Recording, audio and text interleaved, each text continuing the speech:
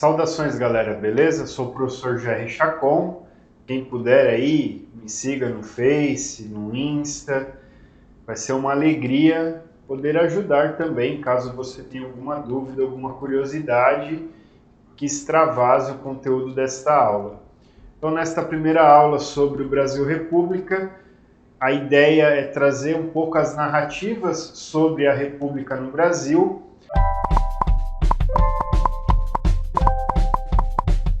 A palavra república, não sei se você já parou para se perguntar, né? O que significa a palavra república? Então, a palavra república é uma palavra de origem latina, vem do latim, res, que significa coisa, e pública, que significa povo, de todos. Então, a república, a res pública, é a coisa de todos, é a coisa pública. Então, essa palavra nasce lá na conjuntura da Roma Antiga, na República da Roma Antiga. Há vários fatores que se ligam à proclamação da República no Brasil. E agora nós vamos tentar olhar um pouco as narrativas, as visões, né, sobre a República. Então, nesta aula, teremos a oportunidade de acessar a visão de algumas historiadoras, de alguns historiadores, e também de personagens que vivenciaram o contexto da República no Brasil, que se dá no dia 15 de novembro de 1889. E nessa série de aulas, nós vamos aí até o finalzinho dessa primeira República no Brasil, que vai ser marcada depois com o Estado getulista, 1930, Getúlio tomando o poder, e aí já é outra discussão, beleza? Vem comigo. Então, o primeiro texto que eu quero destacar aí com vocês é um texto de Aristides Lobo, uma fala atribuída a ele, muito famosa, está em vários livros aí didáticos, vários historiadores trazem essa fala do Aristides Lobo, que diz o seguinte, né? O povo assistiu aquilo, ou seja, a proclamação da República, bestializado, atônito, sem ter o que dizer, surpreso, sem conhecer o que significava. Muitos acreditaram seriamente estar vendo uma parada, não uma parada militar. Então, essa é uma visão que apresenta que a República se deu sem a participação popular, sem o conhecimento das pessoas sobre o que estava acontecendo, ou seja, é uma visão, de uma certa maneira, que traz a ideia de uma república sem a participação das pessoas, que estavam, então, bestializadas, como bestas, sem compreender o que acontecia. Uma outra visão interessante, que é apresentada pelo José Tomé, que também viveu no contexto da época, que ele diz assim, né? Um dos documentos mais curiosos para a história da grande data de 15 de novembro consiste, a nosso ver, no aspecto inalterável da Rua do Ouvidor, nos dias 15, 16 e 17, onde, a não ser a passagem das forças e a maior animação das pessoas, dir-se-ia nada ter acontecido.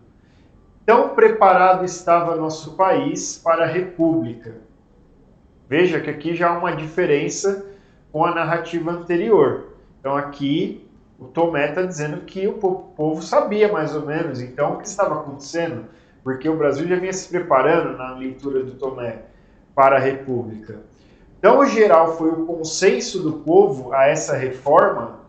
Olha, tão geral foi o consenso, ou seja, as pessoas tinham consciência do que estava acontecendo e consentimento, concordavam.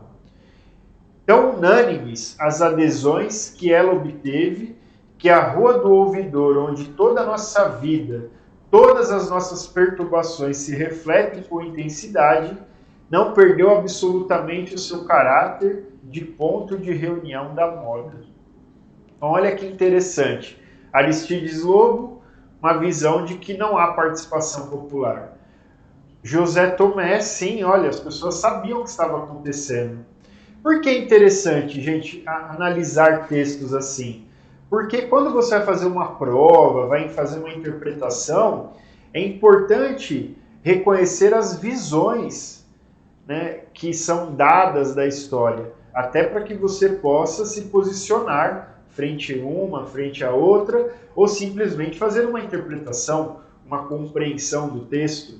Poderia desses dois textos surgir uma questão aí interessante para comparar as duas visões e o candidato, a candidata, identificar ali onde está a diferença de visão desses autores. Vamos para mais uma narrativa, mais uma visão, que é aí do Boris Fausto, um livro importante sobre a história do Brasil, do Boris Fausto, que é um historiador ali muito respeitado.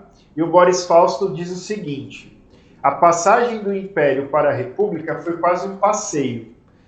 Foi um negócio tranquilo, digamos assim, passeio, tranquilo.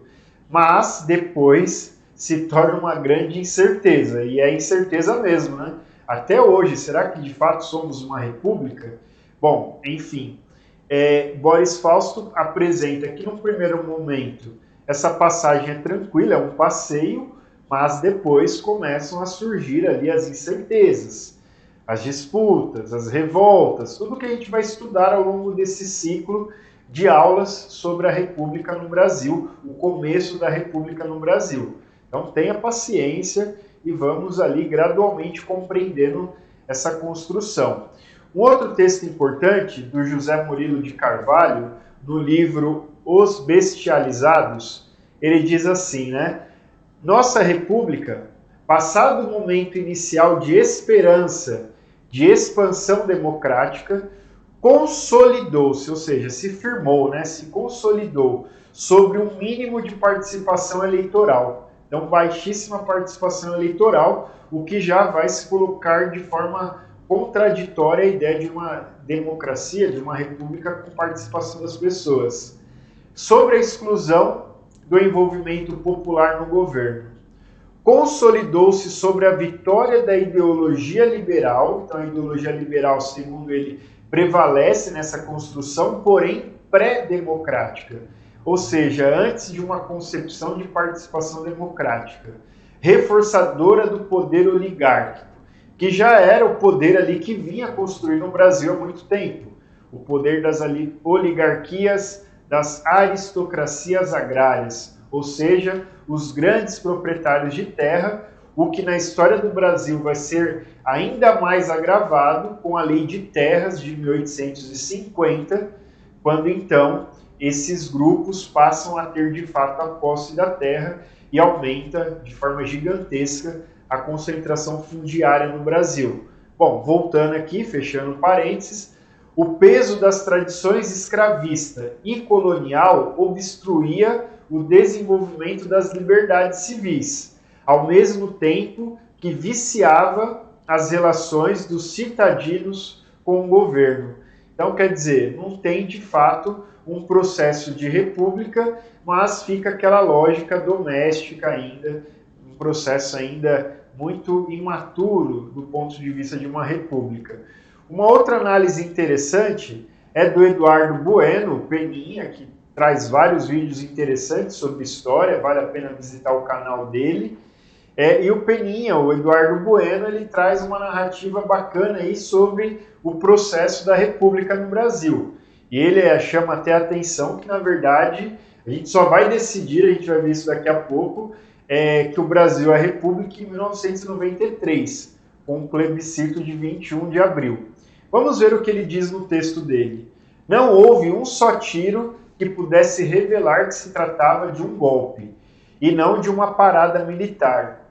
Se ecoassem disparos, na verdade houve dois, mas ninguém os escutou, talvez aqueles 600 soldados percebessem que não estavam ali para participar de um desfile, e sim para derrubar um regime.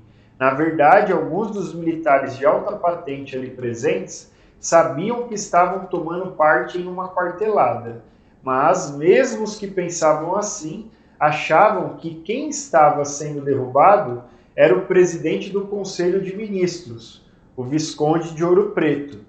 jamais o imperador Dom Pedro II e muito menos a monarquia que ele representava.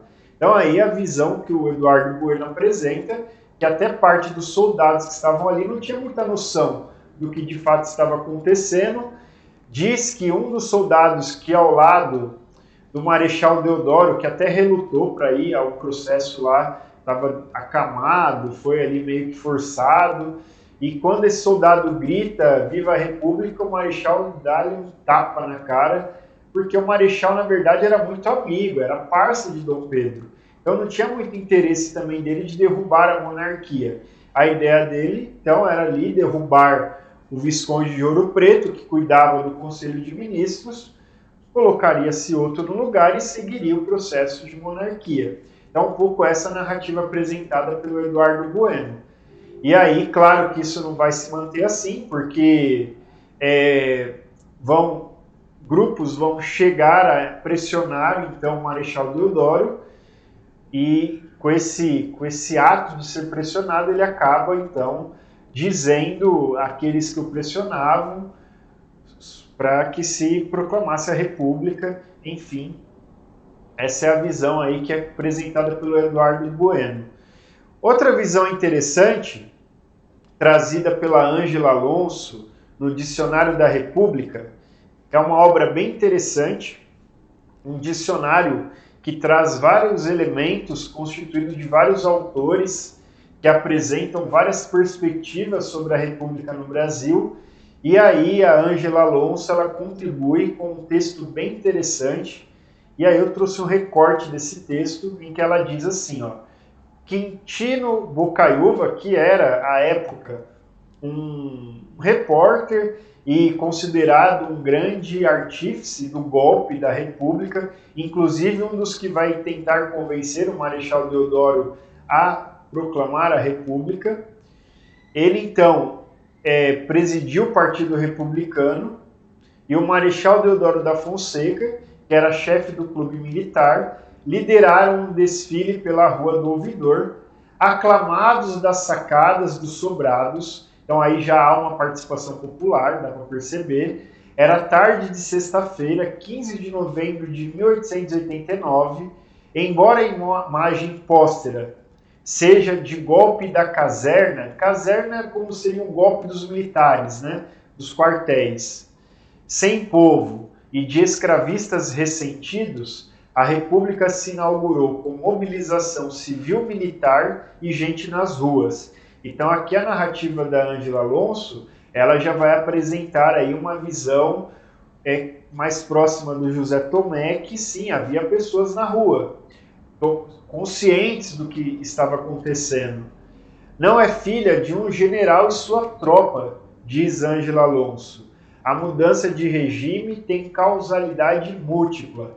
Então aqui o texto dela já abre um pouco mais essa reflexão e vai apresentar as várias possibilidades e os vários grupos que estavam envolvidos nesse processo da República. E é interessante que a Ângela Alonso, ela também vai afirmar ali que a figura importantíssima da proclamação da República é José do Patrocínio, que de fato vai na Câmara declarar e proclamar a República do Brasil. Mas a gente vai ver depois. Outra visão, que é da Lilian Moritz Schwartz e da Heloísa Starling, um livro maravilhoso, Brasil, uma biografia. É uma delícia esse livro, gente. Elas vão apresentando assim, a história do Brasil, como o Brasil sendo uma personagem mesmo, e como vai se desenvolvendo, e uma preocupação muito grande com as questões antropológicas, as questões simbólicas. É um livro assim maravilhoso, vale a pena comprar esse livro, fazer a leitura. E aí, aqui já tem uma visão interessante também sobre como se deu esse processo da República, em que elas dizem: enquanto isso, no Brasil, para provar que a República vinha para ficar, alteravam-se rapidamente nomes e símbolos, na tentativa de dar mais concretude à mudança efetiva de regime. Então aqui elas apresentam a visão de que, bom, teve o golpe ou teve a proclamação da República e é urgente agora da parte daqueles que assumem esse poder fazer a mudança simbólica.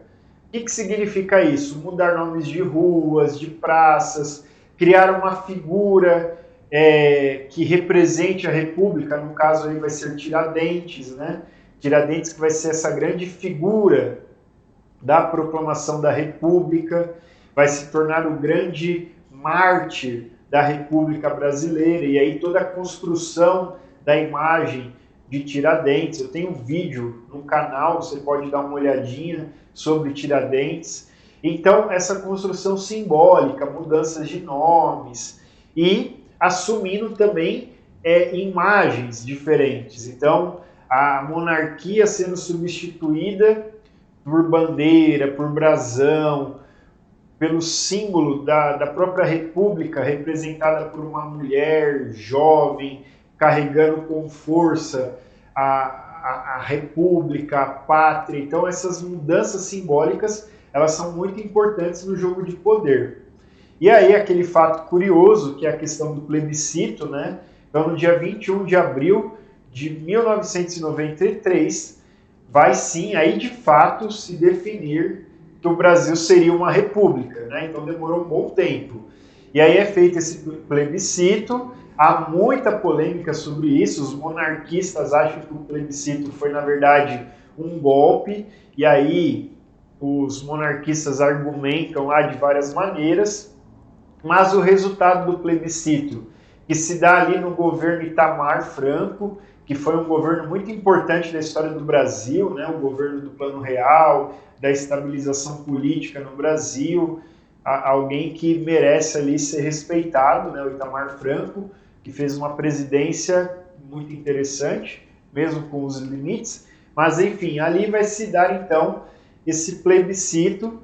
A forma de governo que ganha é a forma republicana, então aí agora o povo, 75% mais ou menos a participação nessa conjuntura dessa eleição, desse plebiscito, aliás, vai escolher então a forma de governo republicana, não a monarquia, e o sistema presidencialista, que é o que nós temos até hoje, né, 69,20%, embora no Brasil república, nós já tivemos na história um período parlamentarista, que foi de 61 a 63, na época do governo João Goulart, e depois 64, vem todo o processo do golpe militar.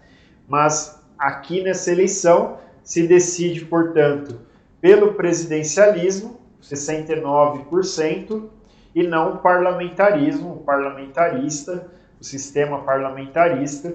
Então aí a cédula, né, que você pode ver que era usada.